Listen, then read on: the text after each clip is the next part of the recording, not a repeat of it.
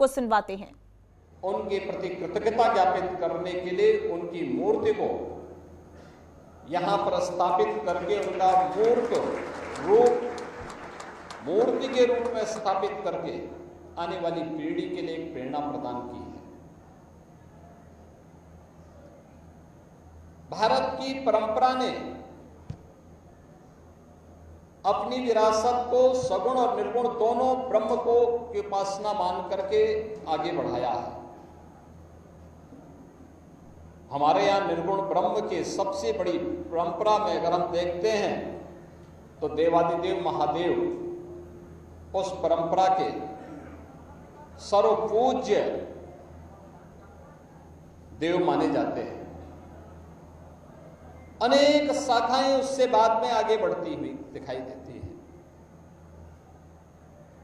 लेकिन जीवन की सच्चाई को जानने के लिए दुनिया को, विश्व मानवता को अगर कभी किसी की शरण में आना पड़ेगा तो वह केवल और केवल भारतीय संस्कृति है, भारत की सनातन धर्म की परंपरा है, जिसमें कभी भी उपासना विधि के प्रति कोई कट्टरता नहीं दिखाई। हमने कभी नहीं कहा कि जो मंदिर जाएगा वही हिंदू है। हमने कभी नहीं कहा कि जो मंदिर नहीं जाएगा वो हिंदू नहीं है। हमने कभी नहीं कहा कि जो वेदों को मानेगा वही हिंदू है। हमने तो कहा जो माने वह भी है, जो नहीं माने वह भी है। सबको गले से लगाया। हमारी परंपरा तो इस बात की आग्रही रही है कि जाति न पूछो साधु की, पूछ लीजिए ज्ञान। हमने तो संत रामानंद के इस भाव को भी आत्मसात किया है कि जाति पाति पूछे नहीं कोई, हरि को भजे सो।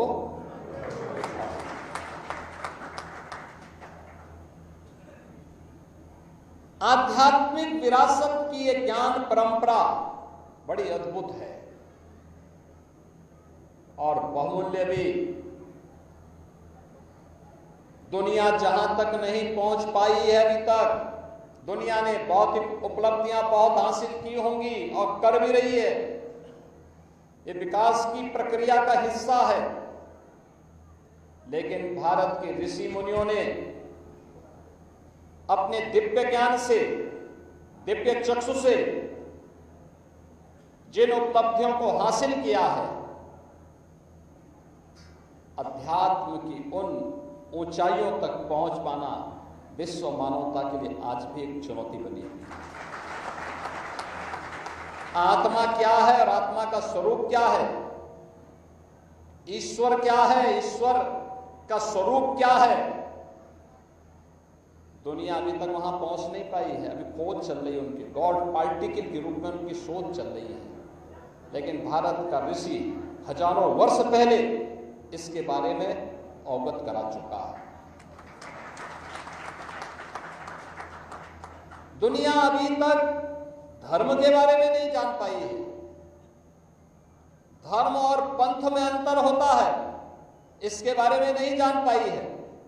लेकिन भारत की ऋषि परंपरा ने बहुत पहले ही, हमारे एक ऋषि ने इस बारे में बहुत छोटी सी परिभाषा कर दी। धर्म क्या है? यह तो अभ्युदय निश्रेय से सिद्धि स्वधर्म, जो एक साथ सांसारिक उत्कर्ष का भी मार्ग प्रशस्त करे और आध्यात्मिक उन्नयन के माध्यम से पारलौकिक जीवन का भी मार्ग प्रशस्त कर सके, वही धर्म है। उसका बेहतर समन्वय ही धर्म है।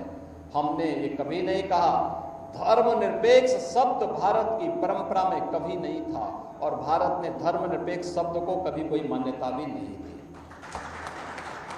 कभी मान्यता नहीं दी।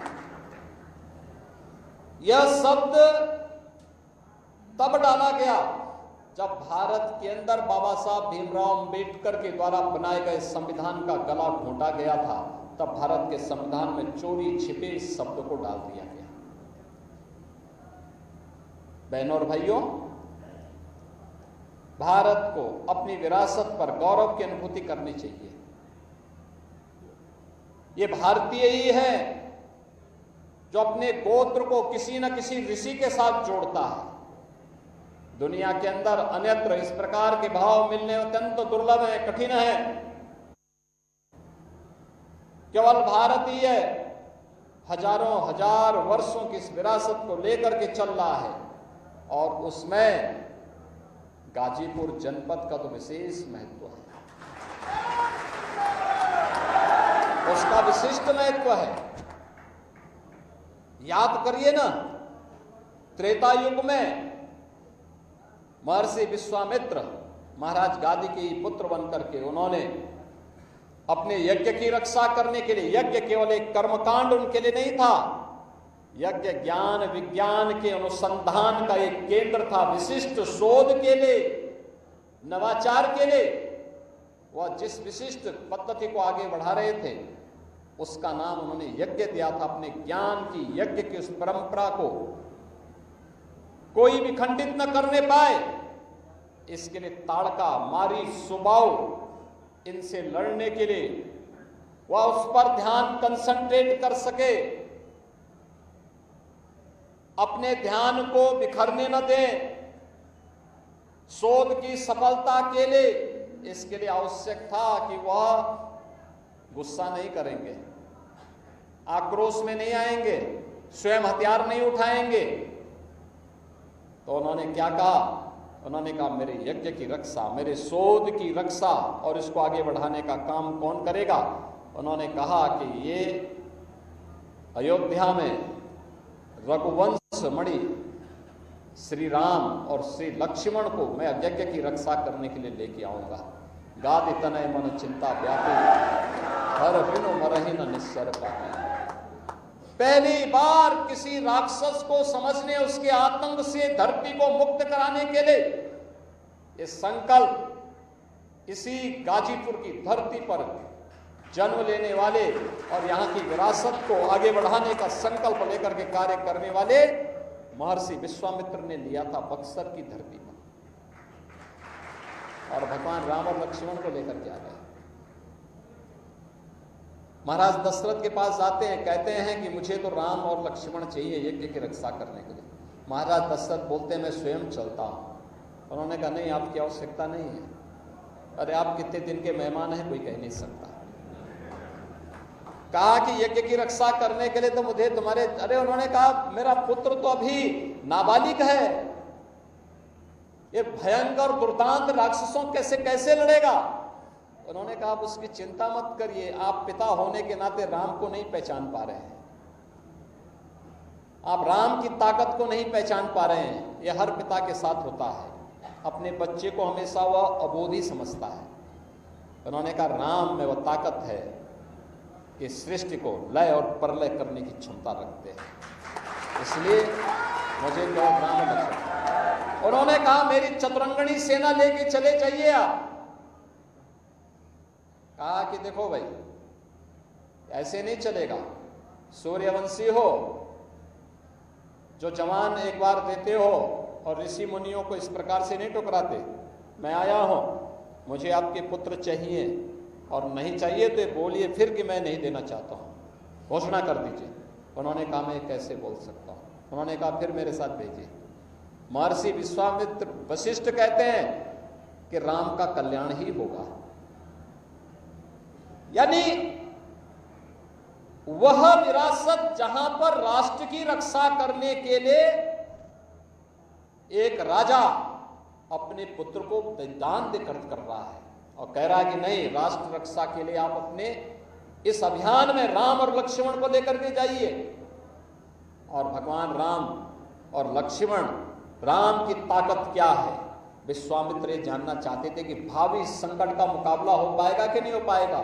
तो इसके लिए उन्होंने सबसे पहला परीक्षण कराया ताड़का पर, फिर स्वभाव पर, और फिर मारीच पर। आप सोचो, मारीच को जब उन्होंने मारा, ताड़का और स्वभाव तो यही मार दिए गए थे।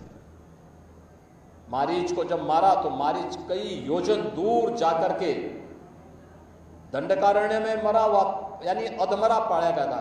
घायल होकर के वहां पड़ा हुआ था, किसी प्रकार से छुप करके अपना जीवन व्यतीत कर रहा था। और जब मारीच को ढूंढने के लिए रावण भी आया कि छल कपट से सीता का हरण हो कर ले, तो अंत में मारीच भी इस बात को रावण को पहले समझाता है, कहता है कि भाई देखो वो सामान्य मनुष्य नहीं है, मत लड़ो मत लड़ो। लेकिन जब वह रावण अपनी बातों पर अड़िग रहता है कि नहीं मुझे तो ये करना है और तुम इसमें सहायक बनोगे, तो मारीच को भी लगा कि इस पापी के हाथों से मरने से अच्छा है कि भगवान राम के बाणों से मरूं। एक बार तो बच गया, इस बार अब मुक्ति ही मिलनी है तो राम के बाणों से मिले। और देखिए मारीच ने उस ताकत को समझा था। भारत की विरासत कितनी अद्भुत है और गाजीपुर की धरती तो उस बात का साक्षी है। और इसीलिए हम लोगों को जब अवसर प्राप्त हुआ तो हम लोगों ने गाजीपुर में मेडिकल कॉलेज जब खोला प्रधानमंत्री मोदी जी के अनुकंपा से, तो मेडिकल कॉलेज को हमने महर्षि विश्वामित्र के नाम पर समर्पित किया। महर्षि विश्वामित्र राजकीय मेडिकल कॉलेज आपके गाजीपुर जिले को प्राप्त हुआ। बहनों और भाइयों, जब तक भारत की परंपरा अपने विरासत पर गौरव की अनुभूति करेगी, भारत का कोई बाल बांका नहीं कर पाएगा। भारत आगे बढ़ेगा। भारत की धरती इस बात की गवाह है कि इन पूज्य संतों की विरासत ने, ऋषियों की विरासत ने, महापुरुषों की विरासत ने लगातार इस परंपरा को आगे बढ़ाए रखा। और भारत की पहचान भी दुनिया के अंदर अपनी उच्च आध्यात्मिक ज्ञान के कारण है। उस ज्ञान की विरासत को आगे बढ़ाना, निरंतर उस दिशा में प्रयास करना, यह आज की आवश्यकता है। और यहां पर उसी परंपरा का निर्वहन करने के लिए घोड़कोड़ा में 1972 में कॉलेज की स्थापना होती है। आज कई संस्थान यहां पर खुल करके सिद्धपीठ घोड़कोड़ा के सानिध्य में संचालित हो रहे हैं। हजारों बच्चे यहां अध्ययन कर रहे हैं। प्राचीन गुरुकुल जैसी स्मृति को पुनर्स्मरण कराता है। मैं आज से लगभग 17-18 वर्ष पहले यहां आया था और 17-18 वर्ष पहले मुझे उस समय पूज्य संत महंत श्री रामाश्रय दास जी महाराज के दर्शन करने का सौभाग्य प्राप्त हुआ था। उस समय का वह चित्र अभी मुझे श्री महंत शत्रुघ्न दास जी महाराज ने वही चित्र मुझे उपलब्ध कराया मंच पर। आप सोचो 18 वर्ष पहले मैं आया था, मैंने उस समय पूज्य महाराज जी के दर्शन किए और आज 18 वर्ष के बाद उनकी दिव्य और भव्य प्रतिमा की स्थापना इसी महाविद्यालय प्रांगण में मुझे करने का अवसर प्राप्त हो रहा है। बहनों और भाइयों, यही पीठ है जहां बुला साहेब और बाबा कीनाराम जी की भेंट होती है। और बाबा कीनाराम जी वे एक सिद्ध संत थे। अघोरेश्वर की परंपरा के एक सिद्ध योगी के रूप में वे यहां पर मिलने के लिए आए। शेर में बैठ करके आए। जब बोले सबला साहिब ने देखा तो उन्होंने अपनी दीवार से ही कहा कि चलो तुम भी चलो। आप सोचो कितनी, जहां पे एक निर्जीव दीवार को भी सिद्धों की सिद्धि पर विश्वास हो, कौन बोलता है कि जड़ वस्तु को चेतन न किया जा सकता। और भारत की परंपरा तो हमेशा से एक पत्थर को मूर्ति का रूप देकर के उसी में अपने ईश्वर का वास मान लेती है। ये भारत की उच्च आध्यात्मिक अनुभूति का विषय है, शोध का विषय है दुनिया के लिए, लेकिन हम सबको इसमें कार्य करने की आवश्यकता है। आज जब मैं यहां पर आया हूं, मुझे एक कमी दिखती है और वह है इस पीठ की परंपरा के शिष्य पूर्वांचल विश्वविद्यालय के पूर्व कुलपति और गोरक्ष पीठ के द्वारा संचालित जो शिक्षण प्रशिक्षण संस्थाएं हैं, उस महाराणा प्रताप शिक्षा परिषद के भी अध्यक्ष के रूप में जिन्होंने लंबे समय तक काम किया है, प्रोफेसर उदय प्रताप सिंह जी का अभी हाल ही में आज से लगभग 15-16 दिन पहले उनका निधन हुआ था और आज वे भौतिक रूप से हमारे बीच में नहीं है। उनकी स्मृति हमारे साथ जुड़ी हुई है। जब भी मुझसे उनकी चर्चा होती थी तो घोड़खड़ा पीठ, यहाँ की संस्थाओं का अनंत ये लंबे यानी उनके द्वारा स्मरण किया जाता था। मैं जब उस समय पिछली बार घोड़खड़ा आया था तो उस समय उनके जन्मभूमि में भी मुझे जाने का अवसर प्राप्त हुआ था। मैं गया था उस समय वहां और वहां जाकर के मैंने उनके परिवार को देखा, उनके पूरी व्यवस्था को वहां का देखा था। आज वे हमारे बीच में नहीं है, लेकिन पीठ के एक प्रतिनिधि के रूप में यहाँ पर अभी श्री राम जन्म सिंह जी गोरखपुर में काम कर रहे हैं और वे निरंतर इस पीठ के बारे में, बुला साहिब की परंपरा के बारे में, पूज्य संत भिका साहिब की परंपरा के बारे में, और देखना भिका साहिब की परंपरा यानी आध्यात्मिक ज्ञान पर हर व्यक्ति का अधिकार है, कैसे उन्होंने साबित किया था। ईश्वर चेहरा देख के अपना कृपा नहीं बरसाता। और भारत की परंपरा तो हमेशा इस बात को कहती है। इतने उच्च कोटि के संत महर्षि वाल्मीकि, दुनिया का सर्वश्रेष्ठ महाकाव्य महर्षि वाल्मीकि ने रचा। संत रविदास मध्यकाल में अपना चमड़े का काम करते करते सिद्धि प्राप्त हो गई। मां गंगा भी जिनकी दक्षिणा पाने के लिए लालायित दिखती थी। ऐसी सिद्ध परंपरा भारत की परंपरा है और भिका साहिब ने अपनी सिद्धि के माध्यम से इस पूरे क्षेत्र को चमत्कृत किया था।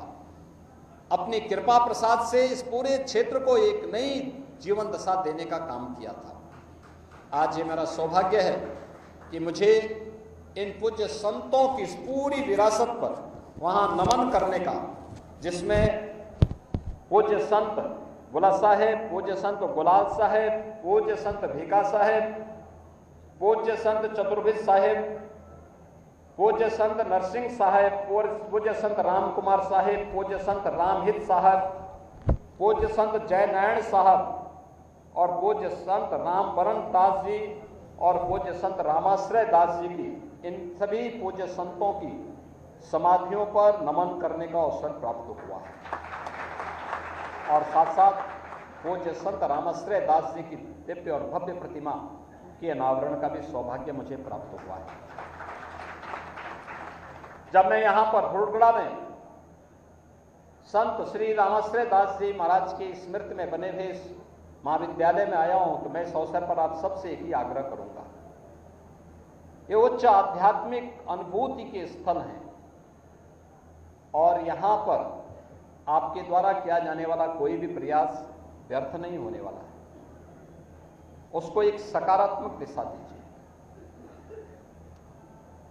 महाविद्यालय परिसर को, अपने शिक्षण संस्थानों के परिसर को भारत की विरासत के साथ साथ भारत की आज की आवश्यकता के अनुरूप विकास की प्रक्रिया का पार्ट बनाइए। लेकिन इसकी शुरुआत होती है एक अनुशासन से। अपने जीवन में अनुशासन को बनाए रखते हुए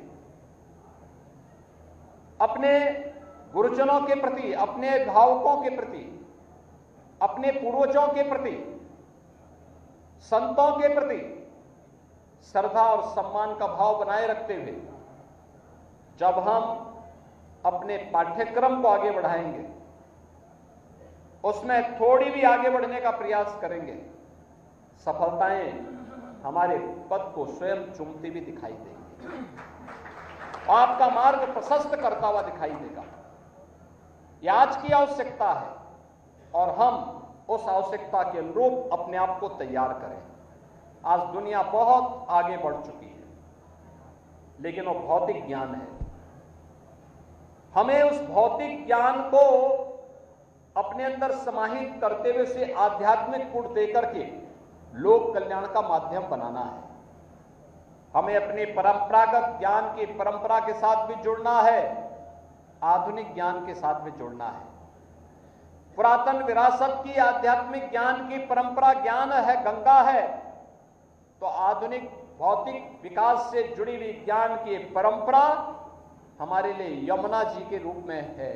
और दोनों को समाहित आप कर पाएंगे तो जैसे प्रयागराज में महाकुंभ मेले के अवसर पर आप सबने देखा होगा कितना बड़ा वहां समुदाय उमड़ा था, कोटि कोटि जन समुदाय उमड़ करके लोक मंगल की कामना के साथ आगे बढ़ा था। यही लोक मंगल के माध्यम आप भी बन सकते हैं, आप भी बनेंगे। आप में वो क्षमता है उसको करने की, आगे बढ़ने की, और हम सबको उस परंपरा के साथ आगे बढ़ना चाहिए। ये हमारा सौभाग्य है। उत्तर प्रदेश के अंदर डबल इंजन की सरकार पिछले 8 साढ़े 8 वर्ष के अंदर विरासत का संरक्षण करते हुए विकास के प्रत्येक क्षेत्र में कुछ नए परिवर्तन कर रहा है और विकास की प्रक्रिया हर एक क्षेत्र में है। हमारा संकल्प शुद्ध है। हमने तय किया है उत्तर प्रदेश को एक विकसित राज्य बनाएंगे, बीमारू राज्य से उभार करके एक विकसित राज्य। विकसित राज्य का मतलब जहां पर हर हाथ को काम हो, हर सिर को ढकने के लिए छत हो, हर खेत के लिए पानी हो, हर चेहरे पर खुशहाली हो और बेटी और व्यापारी अपने आप को सुरक्षित महसूस करें। और इसमें उत्तर प्रदेश भारत की अर्थव्यवस्था का अग्रणी फोर्स बन करके नेतृत्व करता हुआ दिखाई दे। उसके लिए हम सबको मिलकर के कार्य करना होगा, आगे बढ़ना होगा। 8 वर्ष में हमने बीमारू राज्य से उभार करके प्रदेश को देश के विकास का ग्रोथ इंजन के रूप में स्थापित किया है। अगले 5 वर्ष के लक्ष्य, 10 वर्ष के लक्ष्य, 22 वर्ष के लक्ष्य और 2047 में जब देश अपनी आजादी का शताब्दी वर्ष मना रहा होगा, उस समय हमारे पास कैसा भारत चाहिए, उस भारत के निर्माण के लिए विकसित भारत प्रधानमंत्री जी का संकल्प है। तो विकसित भारत के लिए विकसित उत्तर प्रदेश और विकसित उत्तर प्रदेश के लिए विकसित गाजीपुर, और इसकी शुरुआत होनी चाहिए स्कूल कॉलेजेस से। मैं चाहूंगा कि घोड़पड़ा महाविद्यालय, इंटर कॉलेज, संस्कृत महाविद्यालय, अन्य संस्थानों को भी विकसित उत्तर प्रदेश के उस संकल्प के साथ जोड़ना चाहिए। अलग अलग सेक्टर में हमारे क्या सुझाव हैं, शिक्षा के लिए, स्वास्थ्य के लिए, कृषि और जल संसाधन के लिए, स्किल डेवलपमेंट और एम्प्लॉयमेंट के लिए, पर्यटन के लिए, इंफ्रास्ट्रक्चर के लिए, इन्वेस्टमेंट के लिए, इन सभी क्षेत्रों में हमारे क्या बहुमूल्य सुझाव होंगे। उन 12 सेक्टर को आप चिन्हित करिए और किसी में अपने सुझाव को भेजिए। समर्थ उत्तर प्रदेश पोर्टल पर अपने सुझाव आप भेज सकते हैं। क्यूआर कोड को स्कैन करते हुए अपने सुझाव भेज सकते हैं। आपका सुझाव उत्तर प्रदेश के, विकसित उत्तर प्रदेश के विजन डॉक्यूमेंट का पार्ट बनेगा, आपका नाम रहेगा उसमें। और इसके लिए आपको भी मैं आमंत्रित करता हूं कि विकसित उत्तर प्रदेश के लिए हम सब मिलकर के काम करेंगे, क्योंकि विकसित उत्तर प्रदेश से विकसित भारत, भारत की आधारशिला बने। इसको लेकर के प्राणपण से हमें जुटना पड़ेगा। और जब जो भी प्रदेशवासी इस अभियान का हिस्सा बनेगा, वो अपनी विरासत का भी सम्मान कर पाएगा और अपने पूर्वजों के प्रति कृतज्ञता ज्ञापित करने का उसके पास एक अवसर होगा।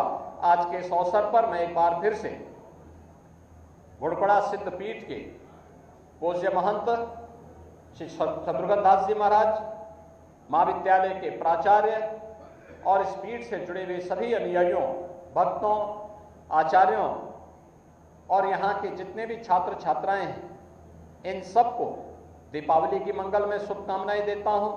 आप सबके प्रति अपनी मंगल में शुभकामनाएं व्यक्त करते हुए पूज्य संत रामाश्रय दास जी महाराज की आज यहाँ पर मूर्ति स्थापना का कार्यक्रम संपन्न हुआ है, उनके श्री चरणों में फिर से नमन करते हुए आप सबके प्रति अपनी मंगल में शुभकामनाएं देते हुए अपनी वाणी को विराम देता हूं। धन्यवाद। जय हिंद।